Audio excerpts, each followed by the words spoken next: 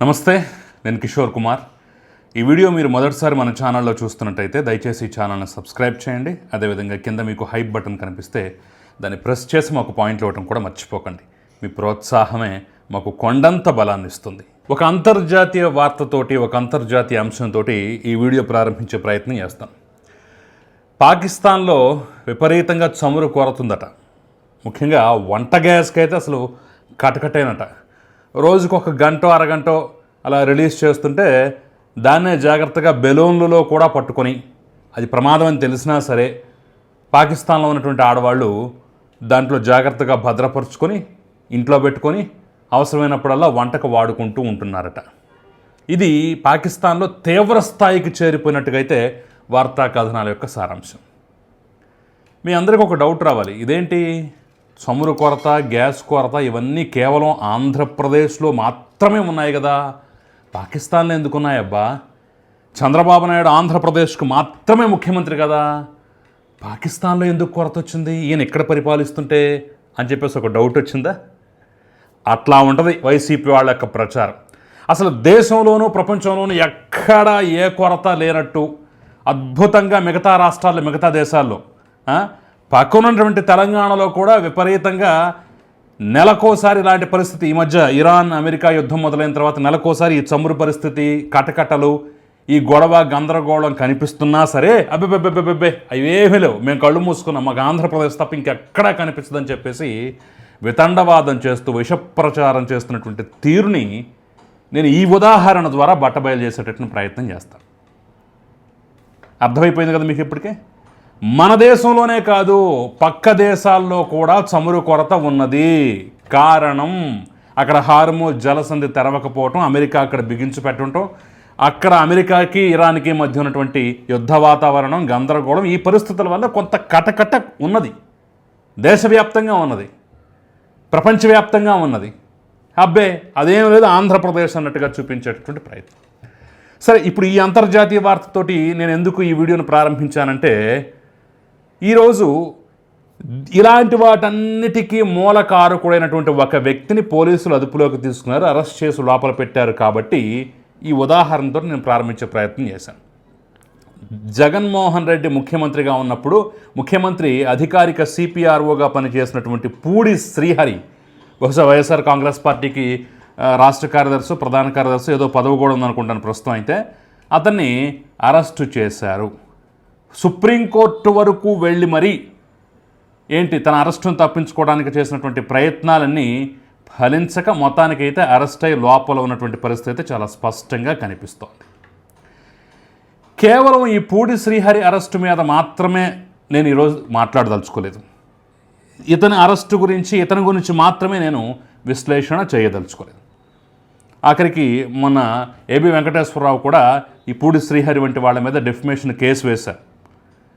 తన వ్యక్తిత్వాన్ని హననం చేశారని, తన సస్పెన్షన్ టైంలో రకరకాలుగా అనేక రకాల వార్తా కథనాలు వండి వార్చి వాటన్నింటినీ ఇతనే స్వయంగా రకరకాల టీవీ ఛానల్స్కి, రకరకాల వార్తాపత్రికలకి, వాళ్ళ అనుబంధంగా ఉండేటటువంటి మీడియా ఛానల్స్కి, యూట్యూబ్ ఛానల్స్కి, జర్నలిస్టులకు మొత్తానికి పంచి రాత్రికి రాత్రే తన మీద విషం జల్లి దుష్ప్రచారం చేసి దుష్ప్రాపగాండకు ఒడిగట్టినటువంటి వ్యక్తిగా ఈయన మీద మొదటి నుంచి ఆయన కోపం ఉంది. అయితే ఈ పూడి శ్రీహరి చరిత్ర కాసేపు పక్కన పెట్టినట్టయితే వైసీపీ మోడస్ ఆపరెండి ఏ విధంగా ఉంటుందని చెప్పడానికి ఇది ఒక ప్రత్యక్ష ఉదాహరణగా చెప్పుకోవచ్చు. వాళ్ళు ఒక దుష్ప్రచారం చేయాలి అంటే ఒక పెద్ద నెట్వర్క్ని ఏర్పాటు చేసుకుంటారు. అధికారంలో ఉన్నా లేకపోయినా ఎప్పుడైనా సరే, బహుశా మరి ఇప్పుడు ఆ స్థాయిలో ఉందో లేదో తెలియదు కానివ్వండి, వాళ్ళ నెట్వర్క్ చాలా విస్తృతంగా, చాలా బలంగా ఉంటుంది. రాష్ట్ర స్థాయి దగ్గర నుంచి గ్రామ స్థాయి వరకు అనేక స్థాయిల్లో పదవులు ఇచ్చి బాగా తిట్టగలిగే వాళ్ళు, బాగా విషప్రచారం చేయగలిగే వాళ్ళు, వీళ్ళందరికీ గుర్తింపునిచ్చి మరి ఈ యొక్క నెట్వర్క్ అనేది ఏర్పాటు చేసుకుంటాను. ఉదాహరణకి నాకు జరిగినటువంటి ఒక అనుభవాన్ని నేను చెప్తాను. ఏంటయ్యా అంటే, నేను జగన్మోహన్ రెడ్డి R5 జోన్ అంశంలో, ఆయన R5 జోన్ పట్టాలు ఇచ్చేటటువంటి క్రమంలో అక్కడ ఇల్లు కట్టించాలనుకున్నప్పుడు అమరావతి R5 జోన్లో అది కాదు, కూడదు, తప్పది, ఒక 50,000 మందికో 1,00,000 మందికో అక్కడ ఇళ్ల పట్టాలు ఇద్దాం అనుకుంటున్నారు.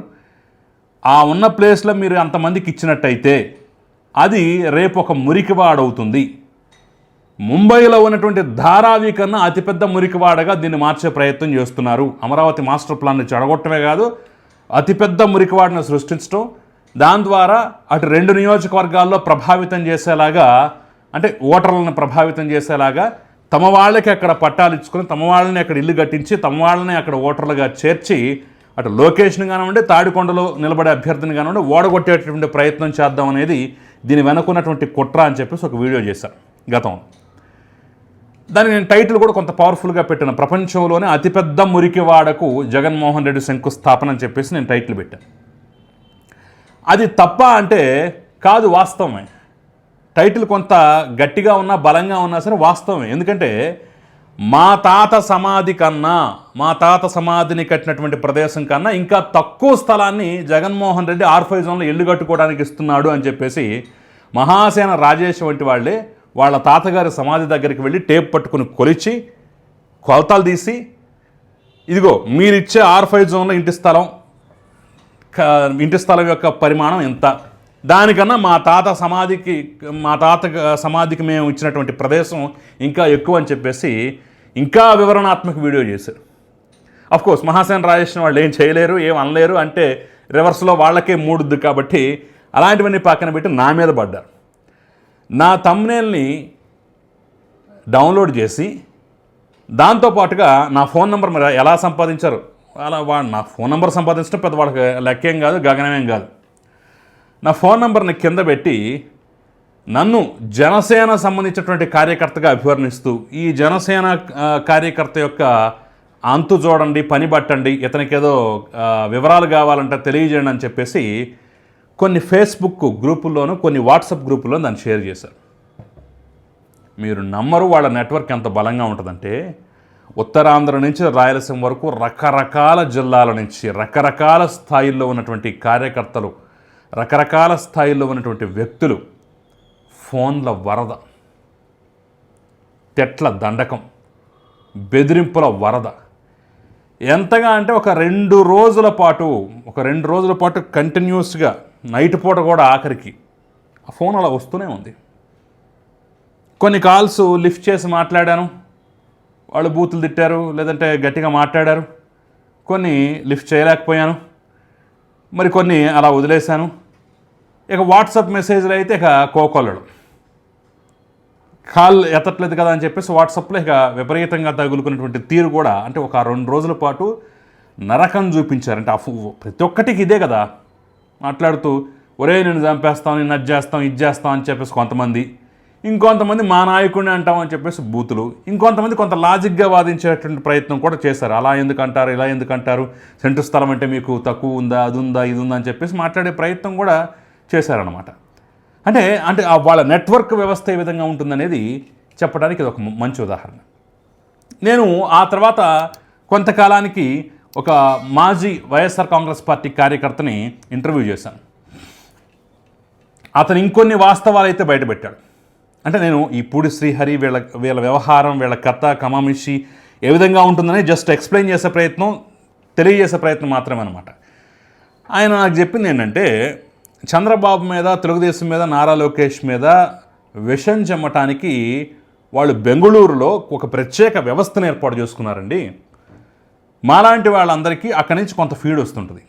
ఏం ఫీడ్ అంటే, ఏ సాక్షి పేపరో మరోటో అయితే మనం నమ్మం, ప్రజలు నమ్మరు. కాబట్టి ఏదో ఆంగ్ల దినపత్రిక టైమ్స్ ఆఫ్ ఇండియానో, హిందూనో, డెక్కన్ క్రానికలో ఇంకోటో సంథింగ్ ఏదో ఒక పత్రిక పేరుతోటి వీళ్ళే చంద్రబాబు మీద ఒక వ్యతిరేకమైనటువంటి వార్తని, చంద్రబాబు ఇంత దుర్మార్గం చేశాడు, ఇంత లూటీ చేశాడు, ఇంత ఇది చేశాడు, అది చేశాడు అనేటటువంటి విధంగా ఏదో ఒక ఇష్యూని తీసుకొని ఒక వార్తని, ఒక ఫేక్ వార్తని క్రియేట్ చేసి, అంటే ఆ పేపర్ క్లిప్ లాగా అచ్చంగా ఒక చూస్తే ఇది హిందూ, ఇది టైమ్స్ ఆఫ్ ఇండియా అనేటటువంటి విధంగా ఉండేటువంటి పేపర్ క్లిప్పులు తయారు చేసి మాకు పంపించేవాళ్ళు. మేము ఆ వార్తను చదివి అందులో ఉన్న మ్యాటర్ నిజమని నమ్మి, అది ఫేక్ అని మాకు తెలియక నిజమని నమ్మి, మేము మా సోషల్ మీడియా అకౌంట్స్లో దాన్ని విస్తృతంగా ఇక బూతులు లంఘించుకుంటూ ఇంత దుర్మార్గుడు, అంత దుర్మార్గుడు, అది ఇది అని చెప్పేసి ఆ పేపర్ని క్లిప్ని ఆధారంగా పెట్టేసి మేము చెలరేగిపోయేవాళ్ళం. ఇట్లా మమ్మల్ని నమ్మించి రకరకాల పేపర్ క్లిప్లు, వీడియో క్లిప్లు ఇలా రకరకాలుగా రకరకాలుగా ఇచ్చేసి మమ్మల్ని మ్యానిపులేట్ చేసి మాలాంటి ఒక వ్యవస్థని ఒక 100 మందో ఒక 1000 మందినో తయారు చేసి రాష్ట్రం మొత్తం మీద ప్రతి జిల్లాలోనూ వాళ్ళందరికీ దీన్ని సరఫరా చేసి వదిలేవాళ్ళు. ఒకేసారి ఇన్ని అకౌంట్ల నుంచి ఒక అబద్ధం నిజమని చెప్పేసి మేము నమ్మిస్తూ బురద జల్లుతూ తగులుకునేవాళ్ళం. ఫైనల్గా అది అబద్ధం, ఫేక్ పేపర్ క్లిప్ అనేది మేము ఆ పార్టీ నుంచి బయటకు వచ్చిన తర్వాత వాళ్ళ వ్యవహారాలన్నీ తెలిసే తప్ప అక్కడున్నప్పుడు ఆ మత్తులో ఉన్నప్పుడు మాకు తెలియలేదు.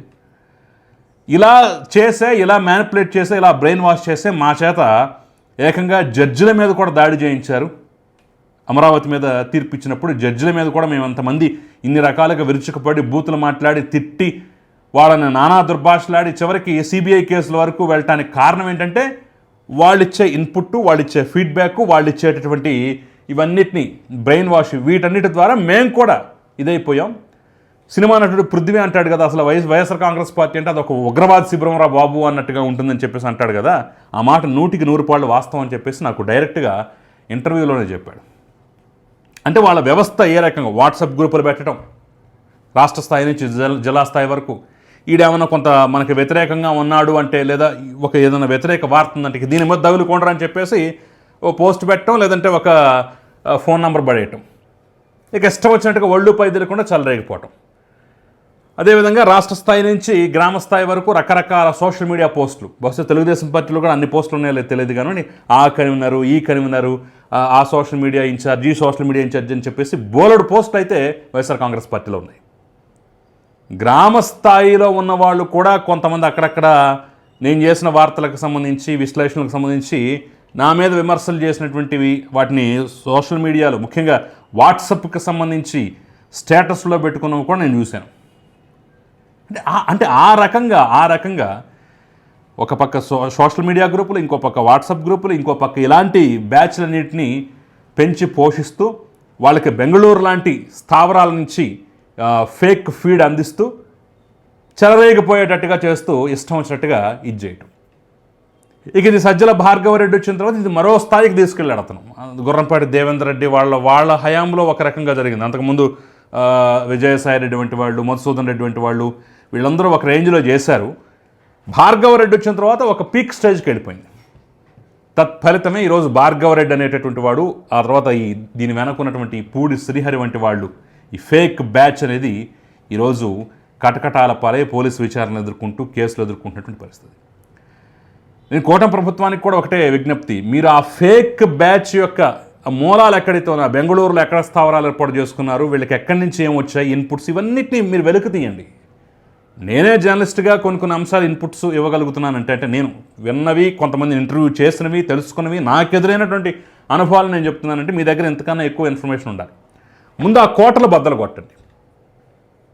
విమర్శని విమర్శగా తీసుకోకుండా వ్యక్తిగతంగా వెళ్ళేటటువంటి పరిస్థితి. నిజంగా ఆ రోజు R5 జోన్లో ఒక 50,000 లక్షల్లో కట్టుంటే మురికివాడ అయ్యేది కాదా? ధారావికి మించి మురికివాడ అయ్యేది. ఇది ఇందుట్లో తప్పేముంది? దారుణం ఏముంది? అన్యాయం ఏముంది? మీకు నిజంగా చిత్తశుద్ధి అంటే రాష్ట్ర వ్యాప్తంగా ఇచ్చాపురం నుంచి కుప్పం వరకు, తడ వరకు పేదలందరికీ వాళ్ళ జిల్లాలో, వాళ్ళ ప్రాంతాల్లో, వాళ్ళ ఊర్లలో ఇళ్ల స్థలాలు ఇచ్చుకోవచ్చు. కాదు, మొత్తం రాష్ట్ర వ్యాప్తంగా మొత్తాన్ని వెతికి నేను ఎక్కడికే రాజధానిలోని ఇస్తానంటే, ఆ పక్కనే 5,000 టిట్కో ఇళ్ళు ఉన్నాయి బాబు, వాటిని ఇచ్చుకోండి, వాటిని పంచుకోండి అన్నా కానీ అబ్బే లేదు మేము ఇక్కడే కడతాం అన్నప్పుడు మాలాంటి వాళ్ళు విమర్శలు చేశాం. దానికి ఆ రకంగా మాకు ట్రీట్మెంట్ ఇచ్చారు. సో ఈ ఫేక్ కోటలు ఏవైతే ఉన్నాయో వాటన్నిటిని బద్దలు కొట్టాలి. అట్ ద సేమ్ టైం దీని వెనుకున్నటువంటి మాస్టర్ మైండ్స్ యొక్క దుర్మార్గాలు కూడా బయటికి రావాలి. తదనుగుణంగా వాళ్ళని శిక్షించాలి. అప్పుడే రేపు భవిష్యత్తులో సోషల్ మీడియా అంటే అదొక మురికి గుంట అనేటటువంటి పేరు పోయి అందరూ ఉపయోగించుకునే, అందరికీ ఇష్టమైనటువంటి మాధ్యమంగా ఉండిపోతుంది. ప్రభుత్వానికి కూడా మంచి పేరు వస్తుంది, అది ఏ ప్రభుత్వం అయినా కానివ్వండి. సో చూద్దాం ఏం జరగబోతుంది. ఈ అరెస్టుల తర్వాత ఏమన్నా మార్పు వస్తుందా, ఈ కోటలు బద్దలు కొడతారో లేదో చూసే ప్రయత్నం చేద్దాం. ఒకవేళ ఈ వీడియో నచ్చినట్టయితే, ఈ సబ్జెక్ట్ మీకు నచ్చినట్టయితే దయచేసి దీన్ని లైక్ చేయండి, 10 మందికి షేర్ చేయడం మాత్రం మర్చిపోకుండా. నమస్తే.